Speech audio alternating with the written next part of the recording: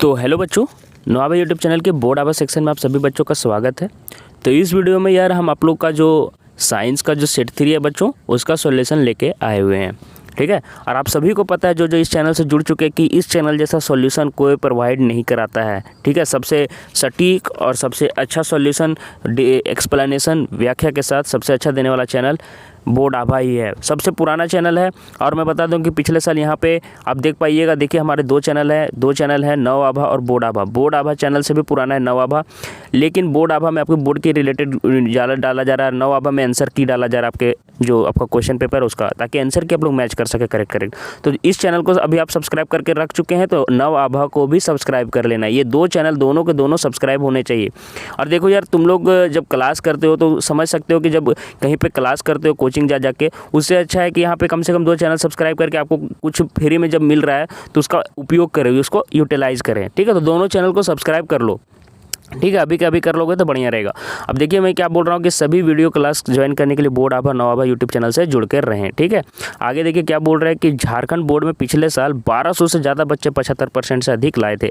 तो 1200 से भी ज़्यादा बच्चे 75% से अधिक लाए। और इस साल भी आप देख सकते हैं हमारे चैनल में 1150 लगभग आंकड़ा पार हो चुका है। इतने बच्चे हमारे चैनल से जुड़ चुके हैं, तो आप भी जल्दी से जुड़ जाइए और फ़ायदा उठाइए। मैं आपको बता दूँ कि हमारा एक टेलीग्राम ग्रुप है बच्चों, उस ग्रुप से आप जरूर जुड़ जाइए। आपको टेलीग्राम ग्रुप दिख रहा होगा, दो चैनल है, ग्रुप है, एक बोर्ड आभा जैक बोर्ड और एक है बोर्ड आभा चैट ग्रुप। ये दोनों से जरूर जुड़ के रखिए। वहीं पे 1200 से बच्चे ज़्यादा जुड़े हुए हैं उस दोनों ग्रुप में। ठीक है, दोनों ग्रुप टेलीग्राम ग्रुप में जरूर जुड़ के रहिएगा। ठीक है, और टेलीग्राम ग्रुप में आपको ज्वाइन करना मस्ट है, मैं बता दे रहा हूँ। ठीक है, आगे मैं बता दूंगा कि कैसे मतलब कि होगा। और अगर टेलीग्राम ग्रुप में ये जो नाम दिख रहा है उससे सर्च करके जुड़ पाते हैं तो ठीक है, नहीं तो नीचे लिंक भी दे दिए। दोनों तरीके से आप देख लें, लेकिन लिंक वाले बच्चों से जुड़ना थोड़ा प्रॉब्लम होता है। नीचे वीडियो के नीचे लिंक भी दिया हुआ है टेलीग्राम ग्रुप का, तो वीडियो के नीचे जो डिस्क्रिप्शन बॉक्स रहता है वहाँ जरूर चेक किया कीजिए हर वीडियो का। ठीक है, हो सकता है सभी का प्लेलिस्ट में डाल दूँ कि जितना भी आप लोग का मैं मतलब कि सॉल्यूशन करवा रहा हूँ सभी का प्लेलिस्ट बना दूँ। ठीक है, ताकि एक ही प्लेलिस्ट में सभी वीडियो शामिल रहें, ताकि आपको पढ़ने में असुविधा ना हो। ठीक है, सभी का मतलब कि डिस्क्रिप्शन में डाल दूंगा। ऐसे प्लेलिस्ट मैंने आपको बना दिया है, आप हमारे चैनल के प्लेलिस्ट में भी जाके देख सकते हो। चलिए अब हम लोग आप लोग का आगे बढ़ते हैं। और टेलीग्राम ग्रुप में ज्वाइन करना मस्ट, मैं फिर से बोल दे रहा हूँ। ठीक है, और चलिए हम सॉल्यूशन पार्ट पर बढ़ते हैं बच्चों। ठीक है, पीडीएफ आपको सबका कहाँ मिलेगा मैं बता दूंगा लास्ट में वीडियो का। तो चलिए, 40 क्वेश्चन है, सभी एक नंबर के हैं और कोई भी नेगेटिव मार्किंग किसी तरह का नहीं है। तो एग्जाम में एक भी क्वेश्चन छोड़ के मत आना तुम लोग, नहीं तो घाटा होगा। एक आपतन कोण आपका 60 डिग्री का दिया है, तो परावर्तन कोण आप लोग को पूछ रहा है बच्चों। तो आप लोग को पता होगा कि जब ऐसे सतह रहता है और बीच में अभिलंब होता है, आप लोगों को जैसे कि पता होगा बीच में क्या होता है बच्चों, अभिलंब होता है। और यहाँ पे जो ऐसे करके गिरता है किरण, प्रकाश की किरण ऐसे करके परावर्तित हो जाती है। और अभिलंब और आपतित किरण के बीच को कौन क्या कहते हैं, आपतन कोण। अभिलंब और परावर्तित किरण के बीच के कोण क्या कहते हैं, परावर्तन कोण। आर के बराबर हो जाएगा। तो आर क्या होता है, आई के इक्वल होता है। आप लोग को ये नियम पढ़े होंगे। ठीक है, परावर्तन के दो नियम पढ़े होंगे आप लोग, तो ये आपके I is equal to are हो जाएगा। तो 60 डिग्री जब ये रहेगा तो 60 डिग्री ये भी रहेगा। तो यहाँ पे देखिए सी ऑप्शन करेक्ट है, मैंने यहाँ पे टिक मार रखा है। ठीक है, सभी का एक्सप्लेनेशन भी करा दे रहा हूँ। मुख्य अक्ष के समांतर आने वाली किरणें दर्पण से परावर्तन के बाद जिस बिंदु पर मिलती है उसको क्या कहलाती है। देखिए ऐसे कोई दर्पण रखा हुआ है, अब ध्यान से सुनिएगा। और जैसे कि यहाँ पे आपका रखा हुआ है क्या है, ये अक्ष है। तो यहाँ पे देखिए जब भी कोई लाइन आता है, मतलब प्रकाश की किरण कहीं से भी आती है तो वो फोकस से ही होके गुजरती है। ये क्वेश्चन भी इंपॉर्टेंट है कि फोकस को काटती है। फोकस का दोगुना क्या होता है, आर होता है। वक्रता केंद्र, वक्रता त्रिज्या सॉरी, तो फोकस आपका ये ऑप्शन करेक्ट हो जाएगा। यदि देखिए वक्रता त्रिज्या का मान इतना दिया तो फोकस दूरी, अभी मैंने बताया कि F is equal to R by 2 होता है। तो 54 का आधा कितना हो जाएगा बच्चों, 2 से भागा दे देना, 27 आपका आंसर आ जाएगा। तो बी ऑप्शन आप लोगों का करेक्ट होगा बच्चों। अब 4th नंबर देखो क्या पूछ रहा है कि अवतल दर्पण के सामने किसी वस्तु को कहाँ रखा जाए कि उसका समान आकार और उल्टा प्रतिबिंब बने। मैंने आपको बताया था बच्चों कि किरण आरेख खींचना आप लोगों को सभी को आना चाहिए। अगर किरण आरेख आप रट नहीं सकते हो तो आप लोग कम से कम बनाना जान लो। अगर आप बनाने जान जाते हो तो खुद ब खुद याद रहेगा। अगर खुद रटने की कोशिश करोगे एक भी याद नहीं रहेगा। बहुत सारे बोलते हैं कि रट लो, याद कर लो, याद नहीं होगा। अगर आपको किरण आरेख बनाने नहीं आता है तो बहुत ही दिक्कत होने वाला है। तो आप लोग किरण आरेख बनाने सीख लीजिए, याद कर लीजिए। ठीक है, मैंने पिछले साल बताया था बच्चों लोग को। अब इस साल थोड़ा सा अगर टाइम मिलता है तो बता दूंगा किरण आरेख खींचना। देखिए अवतल दर्पण के सामने वस्तु कहाँ रखा जाए, तो पहले हम ट्राई मारते हैं। ध्रुव पर तो रहेगा नहीं, तो चलिए फोकस पर भी आपका याद, एक दो याद भी रख सकते हैं। अब देखिए वक्रता केंद्र पर रखने पर क्या होता है, यहाँ पे फोकस है, यहाँ पे वक्रता केंद्र। आप घर में भी ट्राई कीजिएगा, मैं शॉर्ट में बता रहा हूँ। तो यहाँ पे बोला जाए जिसके समान आकार और उल्टा प्रतिबिंब बने। तो यहाँ पे ऐसे करके जब यहाँ पे लाइट जाएगा तो कहाँ से गुजरेगा, फोकस से गुजरेगा। और जब यहाँ पे देखिए ये यहाँ से जब गुजरेगा, ध्यान से देखिएगा, कि जब फोकस से जब लाइन जाएगा तो ये इसके समांतर जाएगा, तो यहाँ पे देखिए ये इसके यहाँ पे आपका बराबर प्रतिबिंब बन जाता है। तो ये वक्रता केंद्र पर होना चाहिए, सी ऑप्शन इसका करेक्ट है। इस तरह से आप लोग देख लीजिएगा, ये क्वेश्चन बहुत ही इंपॉर्टेंट था, इसलिए मैंने आपको बताया कि इस तरह के सभी क्वेश्चन आपको आना चाहिए कि कहाँ पे होगा कहाँ पे नहीं होगा। अभी देखिए जो मैंने किरण आरेख खींचा है बिना किसी स्केल और किसी के यूज का खींचा है, तो थोड़ा सा दाएं बाएं हो सकता है, लेकिन याद रखिए कि वक्रता केंद्र पर ही बराबर बनेगा अवतल दर्पण के केस में। ठीक है, तो आपको किरण आरेख खींचना सीख लेना चाहिए। आपको कम से कम थोड़ा बहुत तो आंसर पता चल जाएगा कि धुर पर नहीं होगा। अगर आप लोग बनाने सीख लीजिएगा तो फोकस पर नहीं होगा, तो आप लोग को इससे आपको छांटने में ऑप्शन आसानी होगा। किरण आरेख इंपॉर्टेंट रहता है। अवतल दर्पण का उपयोग निम्नलिखित में किस वस्तु में किया जाता है? आपको अवतल दर्पण का मैंने बहुत सारा उपयोग बताया।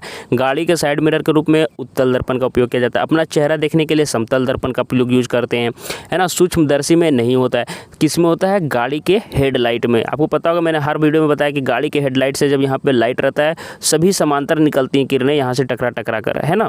तो इसके लिए अवतल दर्पण का प्रयोग किया जाता है। प्रकाश की किरणें एक माध्यम से दूसरे माध्यम में जाने पर अपने मुख्य पथ से विचलन हो जाना क्या कहलाता है? कौन सी घटना है? प्रकाश का परावर्तन कहलाता है बच्चों। प्रकाश का परावर्तन आपको भी मैंने बताया कि लौट जाता है, वही आपका वही मतलब कि माध्यम में लौट जाएगा, उसको कहते हैं परावर्तन। पर किरण किसको बताते हैं बच्चों? आप लोगों को पता होगा कि बहुत छोटे छोटे जब कण रहते हैं धूलकण, तो उसमें जो होते हैं प्रकाश की किरणें मुड़ जाती हैं, तो उसको प्रकाश का प्रकीर्णन कहा जाता है। अब आप लोग को एक कमेंट करना है कि प्रकाश का विक्षेपण किसे कहते हैं। सभी वीडियो में मैं बोलता हूँ कि एक ना एक क्वेश्चन आप लोग को जरूर से ट्राई करने चाहिए। दो क्वेश्चन मैं इस बार देने वाला। तो प्रकाश का विक्षेपण सभी लोगों को लिखना है कि प्रकाश का विक्षेपण किसे कहते हैं, सभी को कॉमेंट में लिखना है। नहीं लिखोगे तो समझो कितने आलसी हो। जब अभी कमेंट करने में आपको दिक्कत हो रहा है, इससे कॉन्फिडेंस बिल्ड होता है, आपको लगेगा कि हाँ आत्मविश्वास बढ़ेगा। तो आप लोग इस काम को जरूर किया कीजिए, जो मैं बोलता हूँ उसको कम से कम किया कीजिए आप लोग, ठीक है। इसको आप लोग कमेंट करना है। प्रकाश चैप्टर को आपको एकदम बढ़िया से कर लेना है। और मैं बता दूँ कि प्रकाश चैप्टर पर मैंने 4 वीडियो जो लिया है उसको जरूर कर लीजिए। लेक्चर जो मैंने लिया है उसका लेक्चर आप लोग को करना मस्ट है, मैं बोल दे रहा हूँ। उसी से क्वेश्चन आए हुए हैं और वहाँ पे मैंने सभी का पीडीएफ भी दिया है टेलीग्राम ग्रुप में। जितना भी आपका मतलब कि क्वेश्चन है सभी का टेलीग्राम ग्रुप में आपको पीडीएफ मिल जाएगा। लेक्चर वाला जो मैंने 4 क्लास लिया था प्रकाश का वो भी मिल जाएगा, तो बहुत ही अच्छा रहेगा। तो आप लोग वो वाला भी देख लीजिए। देखिए जो मैं अभी मॉडल टेस्ट ले रहा हूँ, मॉडल टेस्ट पेपर, उसका भी पीडीएफ वहीं पर मिल जाएगा, तो देख लीजिएगा। तो चलिए हम पहले आपको एक ऐप के बारे में बता लेते, थोड़ा सा ऐप के बारे में जान लीजिए। मैं अब आपको एक ऐसे ऐप के बारे में बताऊँगा जो आपके स्टडी में काफ़ी ज़्यादा हेल्पफुल रहेगा। चाहे कोई भी क्वेश्चन हो, डाउट हो या फिर कोई कंसेप्ट आपको समझ में ना रहा हो, बोर्ड्स हो या जेईई नीट, पढ़ाई में कोई भी दिक्कत आ रही हो, तो उसका सॉल्यूशन है फिलो ऐप। अपने डाउट्स को किसी भी टाइम क्लियर कर सकते हैं 3 ईजी स्टेप्स में। सबसे पहले ऐप स्टोर या प्ले स्टोर में जाकर इसे डाउनलोड करें। अपने फ़ोन नंबर को फिर इजीली साइन अप कर लें।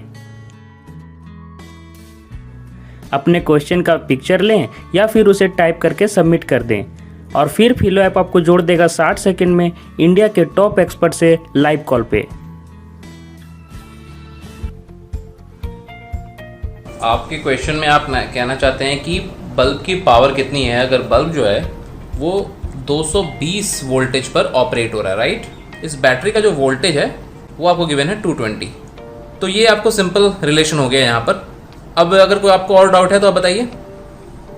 No sir, thank you.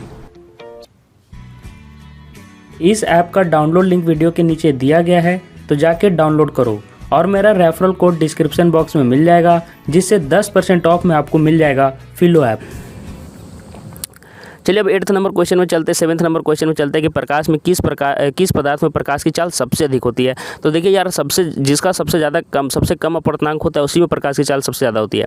वायु में सबसे ज़्यादा हो जाएगा, उससे भी ज़्यादा निर्वात में होती है। आपको पता होगा सबसे ज़्यादा निर्वात में होती है, उसके बाद निर्वात के बाद वायु होता है, वायु के बाद फिर आपका जिसका भी कम रहेगा केरोसिन, बर्फ और उसके बाद हीरा। इस तरह से करके आप देख सकते हैं, लेकिन यहाँ पे इसका आंसर हो जाएगा वायु। आगे देखिए, उत्तल लेंस के सामने किस स्थान पर रखने पर उसका सीधा आवर्धित प्रतिबिंब बनता है। देखिए फिर से ये आपका किरण आरेख का ही क्वेश्चन है, तो आप लोग देख पा रहे होंगे। तो देखिए यहाँ पे इसका आप लोग बना के देख लीजिएगा। इसका आंसर होगा प्रकाशिक केंद्र और फोकस के बीच, ठीक है। अब उत्तल लेंस और अवतल दर्पण के बीच थोड़ी बहुत सिमिलैरिटीज़ है, बहुत सारा सिमिलैरिटीज़ नहीं है, मतलब समानता नहीं है, लेकिन फिर भी आप देख सकते हो। और दोनों को अगर आप किसी तरह से रिलेट कर सकते हो, दोनों में अगर किसी तरह से आप लोग संबंध बना सकते हो तो अच्छी बात है। आगे देखिए क्या पूछ रहा है कि लेंस की क्षमता का मात्रक आपको सभी को पता है कि डायोप्टर होता है, ठीक है। 1/f मतलब कि f मतलब 1 मतलब मीटर में रहता है फोकस दूरी, उसी को कहते हैं डायोप्टर। आगे देखिए 10 सेंटीमीटर सेंटीमीटर ऊंचा एक वस्तु लेंस के सामने रखा गया और 3 गुना बड़ा प्रतिबिंब बनाया तो 3x प्रतिबिंब बनाया तो इसको 3x बोलते हैं। आप लोग x पता होगा, ये क्या होता है, आवर्धन का ही मतलब कि मानक होता है, मतलब कि इसी को इंगित करता है। तो आप देख सकते हैं आवर्धन पूछ रहा है तो ये 3x तो है, तो ये x के कारण ये 3 ही आंसर आपका होगा। आगे देखिए, आप लोग जानते हैं कैमरा में जूम भी करते होगा आप लोग मोबाइल फ़ोन में, तो यहाँ देखिए लिखता होगा 2x, 3x, 4x आता है सबसे पहले, 4x फिर 16x तक कैमरा आपका जूम होता है। तो x मतलब होता है जूमिंग ही होता है। नेत्र के किस भाग में प्रतिबिंब का निर्माण होता है, तो देखिए दृष्टिपटल में होता है, रेटिना में ही होता है। तो देखिए ये आंसर आपका करेक्ट हो जाएगा। और ये सभी आसान क्वेश्चन है। प्रकाश चैप्टर के बाद ये वाला जो दृष्टिपटल वाला क्वेश्चन है, नेत्र वाला, वो आसान क्वेश्चन रहता है, तो इसको अच्छे से कर लेना, ये आसान चैप्टर है। निकट दृष्टि दोष निकट दृष्टि दोष में क्या होता है, निकट की चीज़ें ठीक दिखती हैं, दूर की चीज़ें ठीक नहीं दिखती हैं। ठीक है, तो इसमें अवतल लेंस देखिए आपको क्या होता है कि आप मैं एक बार समझा देता हूँ, इससे आपको याद हो जाएगा, नहीं रटने की जरूरत पड़ेगा कि कौन सा लेंस का जरूरत होता है। देखिए नज़दीक की चीज़ वो देख लेता है, दूर की चीज़ नहीं देख पाता है। अब हमको यहाँ की चीज़ें देखनी है और इसका आँख में जो होता है, देखिए इसके आँख में यहीं तक आपकी दृष्टि मतलब कट जाती है। ठीक है, तो इसको कैसे दूर किया जाता है, यहाँ पे अवतल लेंस यूज किया जाता है। अवतल लेंस ऐसे जब यूज होता है तो ये जो यही वाली जो किरण रहती है वो आगे बढ़ा देती है इसको। आप लोग को अवतल लेंस का पता होगा प्रॉपर्टी क्या होता है कि जब यहाँ पे प्रकाश की किरण पड़ती है तो बाहर की ओर जाती है, बाहर की ओर जाती हैं, आपको पता होगा। तो जो यहाँ पे कटती थी वो बाहर जाने लगेगी और यहाँ पे अनंत तक उसको दिखाई देने लगेगा। तो ये क्या हो जाएगा, अवतल लेंस। आप लोग ये सभी समझ में आना चाहिए। और उत्तल लेंस देखिए, जब किसी को दूर का चीज़ दिखता है, सामने का नहीं दिखता है, तो उत्तल लेंस जब यूज करते हैं तो देखो यार सामने काट के आपको सामने की चीज़ें भी दिखवाने लगता है, तो उत्तल लेंस उस केस में हो जाता है। तो इस तरह से याद किया कीजिए। सामान्य नेत्र का दूर बिंदु, देखो निकट बिंदु भी याद रखना, निकट बिंदु 25 सेंटीमीटर होता है। यहाँ दूर बिंदु पूछ रहा है तो दूर बिंदु तो हमेशा अनंत ही होता है, तो डी ऑप्शन इसका करेक्ट हो जाएगा। दिए गए किस जैव प्रकार में हमें ऊर्जा मिलती है, तो देखो बहुत सारे बच्चे पाचन मारेंगे, लेकिन पाचन इसका आंसर नहीं होने वाला है। आंसर होने वाला श्वसन। पाचन में क्या होता है कि आपका देखिए जो ग्लूकोज रहता है बॉडी में, आप ध्यान से समझा कीजिए क्या मैं बोल रहा हूँ। ग्लूकोज जो होता है वो आपका ग्लूकोज आपका श्वसन के माध्यम से ही टूटता है, इसको कार्बन डाइऑक्साइड और आपका जल प्राप्त होता है, वही आपको एनर्जी दिया जाता है ना। तो याद रखिए कि ग्लूकोज का पाचन श्वसन के द्वारा ही हो जाता है, तो आपका श्वसन ही इसका आंसर सही होना चाहिए। ठीक है, श्वसन के द्वारा ही हमारे शरीर को ऊर्जा मिलती है। आगे देखिए, चिप्स के पैकेट में विकृत गंधिता से बचने के लिए कौन सी गैस डाली जाती है, तो नाइट्रोजन डाला जाता है। नाइट्रोजन डालने से उसका जो टेस्ट होता है खाने मतलब कि चिप्स का, वो खराब नहीं होता है। ठीक है, याद रखिएगा नाइट्रोजन इसका आंसर सही होगा। जंग लगना किस प्रकार की अभिक्रिया है, ऑक्सीजन से अभिक्रिया करके वो संयोजन अभिक्रिया बनाता है। दिए गए अभिक्रिया में किस पदार्थ का उपचयन हो रहा है, उपचयन मतलब होना ऑक्सीजन से जुड़ना और अपचयन मतलब ऑक्सीजन से हटना। तो देखो यहाँ पे कार्बन में वो जुड़ रहा है, तो किसका उपचयन हो जा रहा है, कार्बन का, तो बी ऑप्शन करेक्ट हो जाएगा आप लोग का। दिए गए रासायनिक, यहाँ पे आपको संतुलन देखना है, तो सभी का जितना भी Ag का कितना अणु है, N का कितना अणु है, सभी दोनों तरफ मैच किया कीजिए। ठीक है, आप लोग देख लेना, N का यहाँ पे 2 है, नाइट्रोजन का इधर नाइट्रोजन का 2 है। ठीक है, हाइड्रोजन का 2 है, यहाँ हाइड्रोजन का 6 है, 3 दूना 6। देखिए यहाँ पे ये 3 और इधर 2, 3 दूना 6 हो गया, तो ये गलत हो जाएगा। कैसे देखते हैं याद रखना, 3 और ये 2 इधर भी है, तो 3 दूना 6। यहाँ पे Ba 1 है, Cl2 2 है, यहाँ पे देखिए Cl 1 है, तो गलत हो जाएगा। तो ये सारी चीज़ आप देखिएगा तो ए ऑप्शन ही आपका मैच करेगा, तो ये ऑप्शन करेक्ट हो जाएगा। आप लोग मैच कर दिएगा। लोहे के चूर्ण पर आपका जब तनु हाइड्रोक्लोरिक अम्ल डाला जाता है, तो देखिए लोहे पर Fe मतलब Fe पर क्या डाला जा रहा है, Fe पे HCl जा रहा है, हाइड्रोक्लोरिक अम्ल का HCl होता है, तो यह क्या करेगा अभिक्रिया बन के फेरस क्लोराइड बनेगा, FeCl2 प्लस क्या बनेगा, H2 गैस बनेगा, हाइड्रोजन गैस। तो देखिए ये ऑप्शन करेक्ट हो जाएगा, हाइड्रोजन गैस में आयरन क्लोराइड बनेगा। ठीक है, आयरन ही बोला जाता है Fe को। आगे देखिए क्या पूछ रहा है कि दिए गए पदार्थ में कौन रंगीय सूचक का काम करता है। सभी को पता है कि लिटमस करता है। लिटमस क्या करता है, जब अम्ल डालते हो, यह याद रखना, ये भी पूछा जाता है। अम्ल के केस में लाल हो जाता है और आपका क्षार के केस में, क्षार मैंने थोड़ा सा गलत लिखा है, क्षार ऐसे लिखते हैं क्षार ना, संयोगी क्षार, हाँ, क्षार के केस में आपका नीला कर देता है, तो ये अभी याद रखना है। ठीक है, और जब विलियन मतलब कि ना क्षार रहेगा ना अम्ल, तो अपना कलर नहीं बदलेगा। हड्डियों को जोड़ने के लिए डॉक्टर किस लवण का प्रयोग करता है, तो आपको याद होना चाहिए प्लास्टर ऑफ पेरिस का प्रयोग करता है, जो CaSO4 हाफ H2O होता है। ये सूत्र भी याद रखिएगा, प्लास्टर ऑफ पेरिस। इसके अलावा आपको अगर आपके किताब में सूत्र दिया हुआ है तो आप बुझा हुआ चीना का भी याद रखिएगा, COH2। फिर आपको व्यंजक चून का सूत्र याद रखना है। उसके अलावा सोडा का याद करना है। ठीक है, सभी का इसम का याद कर लीजिएगा। ठीक है, सूत्र से आता है क्वेश्चन। प्लास्टर ऑफ पेरिस वही चीज़ रिपीट हुआ है, तो यही आंसर हो जाएगा, सी ऑप्शन। अगर दिए गए समीकरण में कौन सी अभिक्रिया हो रही है। तो यहाँ पे देख लो कि H2O2 के साथ जुड़ रहा है, तो ये संयोजन अभिक्रिया हो रही है। खट्टे फल में कौन सा अम्ल पाया जाता है। तो आप लोग को ये मैं हर बार बता रहा हूँ कि खट्टे फल में हमेशा साइट्रिक एसिड पाया जाता है, मतलब सिट्रिक अम्ल पाया जाता है। सिट्रिक अम्ल आप लोग पता होगा किस में पाया जाता है। आप लोग बहुत सारे बच्चे बोलते हैं टमाटर में नहीं पाया जाता है। टमाटर में भी ऑक्जेलिक अम्ल पाया जाता है, साथ ही साथ सिट्रिक अम्ल भी पाया जाता है। मैंने सेट 2 में दिखा दिया था। इसके साथ मैलिक एसिड भी पाया जाता है टमाटर में, तो ऐसा मत सोचना। तो सभी खट्टे फल में लगभग सिट्रिक अम्ल पाया ही जाता है, भले ही कोई कम मात्रा में कोई ज़्यादा मात्रा में पाया जाता है। इसके अलावा मैं बता दूं सिट्रिक अम्ल आपका नींबू, संतरा, ये सभी चीज़ों में पाया जाता है, खट्टे चीज़ में। और टार्टरिक एसिड आपको पता होगा कि कच्चे चीज़ों में पाया जाता है। टार्टरिक एसिड भी पूछा जाता है, कच्चे आम में ये होता है। आगे चलिए और क्या कौन सा क्वेश्चन है देख लेते हैं। ये क्वेश्चन बहुत ही ब्यूटीफुल है। देखिए, कोई अंडे के पीसे हुए कवच से, तो अंडे के पीसे हुए कवच में क्या होता है, कैल्शियम कार्बोनेट, तो CaCO3 लिख देते हैं।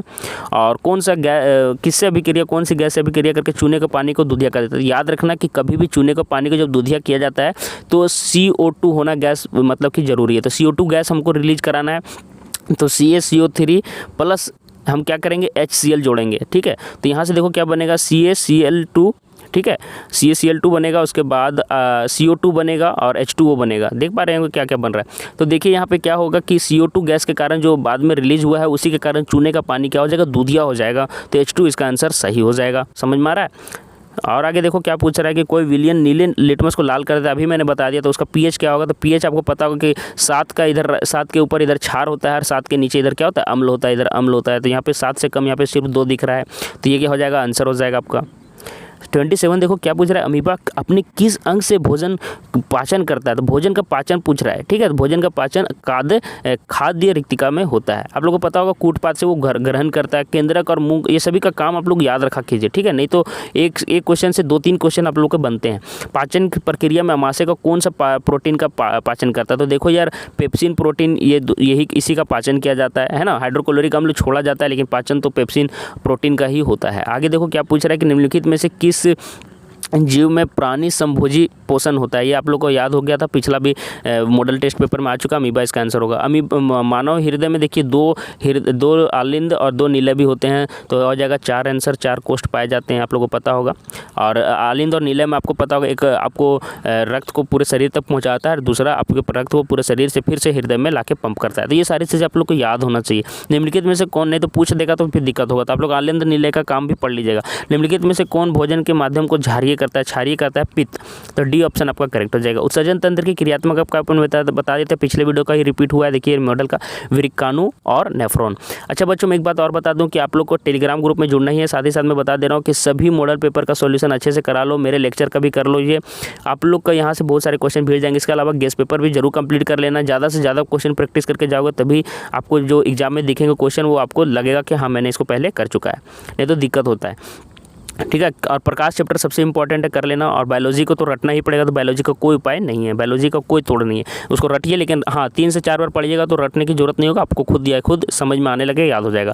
निम्नलिखित में से कौन कार्य वाष्पोत्सर्जन के द्वारा नहीं होता है। तो वाष्पोत्सर्जन के द्वारा क्या नहीं होता है, भोजन का संवहन यह करता है। देखिए नहीं होता है, यहाँ पे पूछ रहे थे, ये भोजन का संवहन करता है, ये गलत है।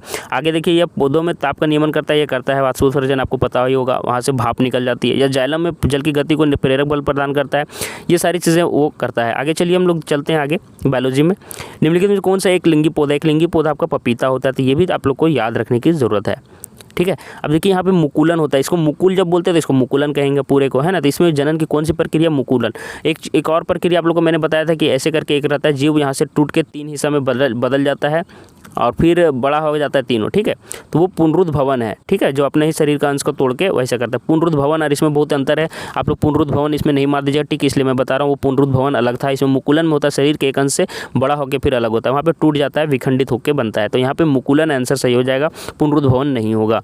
ठीक है, लड़कों में यौनारंभ के कौन सा नियंत्रण करता है, कौन सा हार्मोन, तो टेस्टोस्टेरोन। पिछला ये क्वेश्चन रिपीट हुआ है और बहुत सा हमें खुशी हुई कि बहुत सारे लड़कों ने कमेंट किया, तो बहुत सारे ने नहीं भी किया। तो मुझे उन लड़कों पर अजीब लगता है कि उन्होंने कमेंट क्यों नहीं करते। मैंने पूछा था कि लड़कियों में कौन सा लड़कियों में ओवरानम को लक्षणों को नियंत्रित करने के लिए कौन सा हार्मोन मतलब करता है। तो अब सभी लोग एस्ट्रोजन करना चाहिए था, लेकिन बहुत सारे ने नहीं किया है। एस्ट्रोजन की बहुत सारे कम लोगों ने ही किया था आपका कमेंट, ठीक है। तो आप लोग सभी को कमेंट करने के लिए मैं बोलता हूँ, तो आप लोग कमेंट किया कीजिए। आज के वीडियो में जैसे मैंने विक्षेपण पूछा है, तो विक्षेपण सभी का आना चाहिए। आनंद निलय ये सभी चीज़ कमेंट कीजिए जो जानते हैं आप लोग, ठीक है। अभी एक चीज़ और मैं दूंगा, निम्नलिखित में से कौन मादा जनन तंत्र का भाग है। तो गर्भाशय हो जाएगा। आगे देखिए यहाँ पर, क्योंकि मूत्रवाहिनी, शुक्रवाहिनी और शुक्राशय सभी पुरुष मतलब कि नर जननांग के तंत्र के भाग हैं। आगे देखिए पूछ रहा है कि हमें जितनी भी ऊर्जा का उपयोग करते हैं उनमें से अधिकांश सौर ऊर्जा से उत्पन्न होते हैं। निम्नलिखित में से कौन सा सौर ऊर्जा स्रोत अंततः सौर ऊर्जा से उत्पन्न नहीं है। तो ये देखिए आपका नाभिकीय ऊर्जा आंसर सही हो जाएगा, बाकी आपके सभी सौर ऊर्जा से उत्पन्न है। आगे चलिए देखते हैं निम्नलिखित में से कौन नवीकरणीय संसाधन स्रोत है। आपका देखिए सौर ऊर्जा ही नवीकरणीय है, बाकी ये सभी अनवीकरणीय है। ये सारे आसान क्वेश्चन थे। निम्नलिखित में से कौन ऊर्जा जैव मात्रा का स्रोत नहीं है। जैव मात्रा ऊर्जा का, देखिए लकड़ी भी जैव मात्रा में आता है, गोबर गैस भी और कोयला भी।